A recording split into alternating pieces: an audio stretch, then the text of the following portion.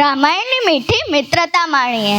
મહર્ષિ વાલ્મીકીએ રામાયણમાં મિત્રતાના એવા માપદંડો સ્થાપિત કર્યા છે જે યુગો યુગો સુધી માર્ગદર્શન આપતા રહેશે.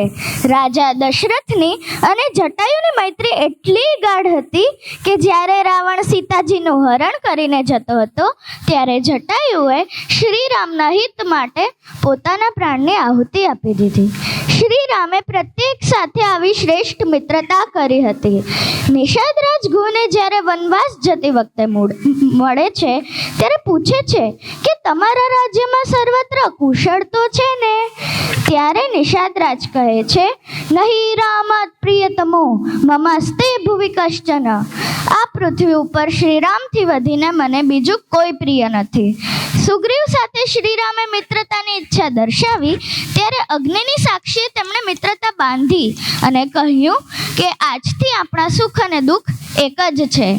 અંતિમ પ્રયાણ વખતે શ્રીરામ સુગ્રીવને કહે છે, ગચ્છેયમ દેવલોકમ વા પરમમ વા પદમ મહત. હું તમારા વિના દેવલોક અને મહાન પરમ પદ અથવા પરમધામમાં પણ જઈ શકતો નથી. વિભીષણ જ્યારે શ્રીરામના શરણે આવે છે ત્યારે બધાએ તેમને સ્વીકારવાની ના પાડી હતી, પણ શ્રીરામ કહે છે, મિત્ર ભાવેન સંપ્રાપ્તમ ન ત્યજેયમ કથંચન. શરણે આવેલા શત્રુના ભાઈને પણ મિત્ર બનાવવો એ જ ક્ષત્રિય ધર્મ છે. શ્રીરામે વિભીષણને પહેલેથી જ લંકાના રાજા તરીકે સ્વીકારી લીધા હતા.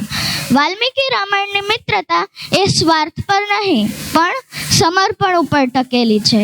જય શ્રી રામ.